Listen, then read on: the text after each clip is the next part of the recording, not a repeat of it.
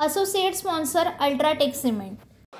लोकसभा निवडणुकीची मतमोजणी 4 जून रोजी होणार आहे आणि त्याच पार्श्वभूमीवर जर आपण काल पाहिलं तर एक्झिट पोल आलेले आहेत।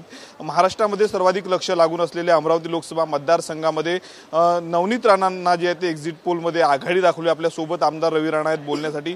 व एक्झिट पोल आलेले आहेत। पुन्हा एकदा खासदार नवनीत राणा खासदार म्हणून विजयी होतील असं एक्झिट पोलच्या माध्यमातून सांगण्यात आलेलं आहे। कसं पाहता एक्झिट पोलच्या आकड्याकडे?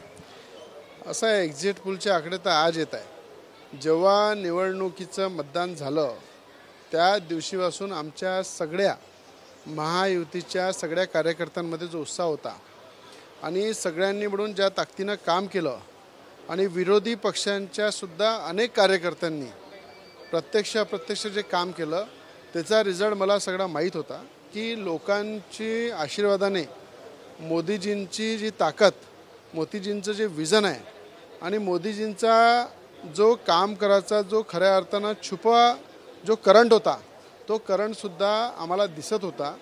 म्हणून विजय हा नवनीत राणांचा निश्चित होता। जी खासदार पार्लमेंटमध्ये, अमरावती जिल्ह्यामध्ये जनसंपर्कामध्ये शेतकरी, शेतमजूर, सर्वसामान्य जनतेमध्ये काम करते अशा खासदारांना महिलांनी, युवकांनी, बुजुर्गांनी, सगळ्या समाजाच्या प्रत्येक घटकांनी ताकदीनं मतदान केलं आणि तो रिझल्ट तो मतदाता बोलत नव्हता आणि काँग्रेसच्या उमेदवाराचा जो मतदाता आहे तो बोलत होता। म्हणून 2 लाखापेक्षा जास्त लीडनी नवनीत राणा निवडून येईल हा आमचा 100% आताही दावा आहे। इलेक्शनची जेव्हा मतदान झालं तेव्हासुद्धा मी हे बोललो होतो आणि जे अहंकाराच्या पायी ज्यांनी अनेकदा नवनीत राणांवर, माझ्यावर अपशब्द वापरले तो अहंकारसुद्धा जनता चूरचूर करणार आहे। त्या अहंकारी सगळ्या जे काही नेते आहे मुठभर त्यांना चांगला धडा अमरावतीची जनता शिकवणार आहे आणि येणाऱ्या या रिझल्टमध्ये जे इलेक्शनचं जे पुलिंग दाखवत आहे टी व्हीवर त्या पुलिंगचा रिझल्ट जेव्हा मतदान झालं तेव्हाच आम्ही हे अपेक्षित ठेवलं होतं की नक्की भरून मतदान आम्हाला झालेलं आहे। लोकांचा आशीर्वाद आहे, जनतेचा आशीर्वाद आहे आणि मोदीजींची जी वेव आहे आणि देशाचे पंतप्रधान मोदीजी, देशाचे गृहमंत्री अमित शहाजी, राज्याचे उपमुख्यमंत्री देवेंद्र फडणवीस साहेब आणि राज्याचे प्रदेशाध्यक्ष बावनकुळे साहेब या सगळ्यांनी आणि सगळ्या एकनाथजी शिंदे असो, मुख्यमंत्री महाराष्ट्राचे की उपमुख्यमंत्री अजितदादा पवार असो, सगळ्यांनी जी खऱ्या अर्थानं वेळोवेळी साथ दिली, जे ताकद मिळाली आणि जनतेची साथ मिळाली तो प्रचंड बहुमतातील लाखोच्या संख्येमध्ये नवनीत राणा विजयी होणार आहे। या ठिकाणी जर आपण पाहतो अमरावतीत नवनीत राणांच्या विरोधात सभा घेण्यासाठी स्वतः उद्धव ठाकरे मैदानात आले होते, राहुल गांधी आले होते, शरद पवारांनी देखील या ठिकाणी सभा घेतली होती। सगळ्यांना योग्य वेळी मी जबाब देणार आहे। पण अहंकार तो उद्धव ठाकरेंचा असू द्या की बाकीच्या काही नेत्यांचा असू द्या, तो अहंकार येणाऱ्या काळामध्ये आपल्याला मतपेटीमध्ये दिसेल की अहंकारी नेत्यांची जनतेने काय परिस्थिती केली। त्यांचा अहंकार जो उखळून बाहेर येत होता इलेक्शनमध्ये त्याला दाबण्याचं काम हे अमरावतीच्या जनतेने केलेलं आहे आणि अमरावतीच्या विकासासाठी नवनीत राणाला निवडून दिलेलं आहे। मी अनेकदा महाराष्ट्राच्या राजकारणामध्ये भाग्य सांगितलेलं आहे।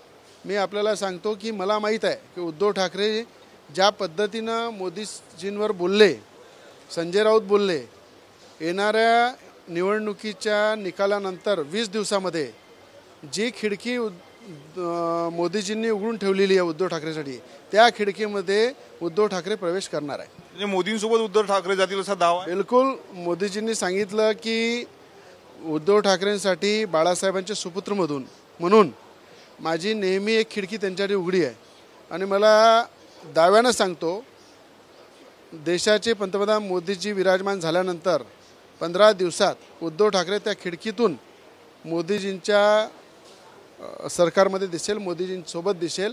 कारण की येणारा काळच हा देशाचे पंतप्रधान मोदीजींचा आहे।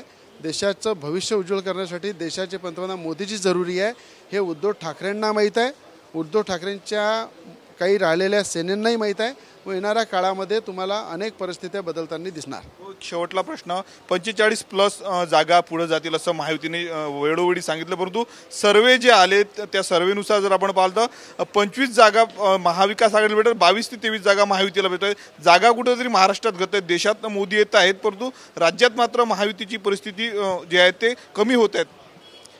काही कमी होत नाही आहे. उद्या बनपेटीमध्ये जे मतदान आहे, आता तर्कवितर्क लावल्यापेक्षा येणाऱ्या 4 तारखेला जो रिझल्ट आहे त्या रिझल्टमध्ये मोदीजींना चाहणारा वर्ग, मोदीजींची वेव हे पूर्ण पेटीमध्ये बंद झालेली आहे. आणि उघडल्यानंतर मला असं वाटते अनेक महाविकास आघाडीच्या नेत्यांनी बीपीच्या गोळ्या आणि डॉक्टरला बाजूला ठेवलं पाहिजे. कारण महाविकास आघाडीच्या अनेक नेत्यांची तब्येत खराब होणार आहे 4 तारखेला. कारण मोदीजींची वेव, मोदींचं कार्य याची दखल महाराष्ट्राच्या जनतेने घेतलेली आहे.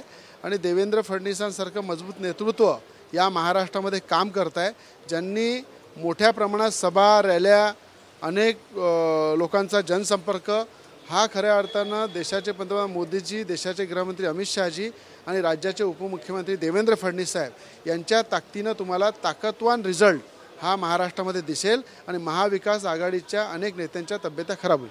नक्कीच तर होते आमदार रवी राणा या निवडणुकीमध्ये खासदार नवनीत राणा 2 लाखच्या लीडने निवडून येईल असा दावा त्यांनी केला. आणि सोबतच महायुतीचे जे आहेत ते उमेदवार देखील मोठ्या प्रमाणावर विजयी होणार असल्याचं प्रतिक्रिया त्यांनी दिली. कॅमेरामन विके चव्हाणसह मी Swapnil Umap, TV9 Marathi, Amravati. Associate sponsor UltraTech cement.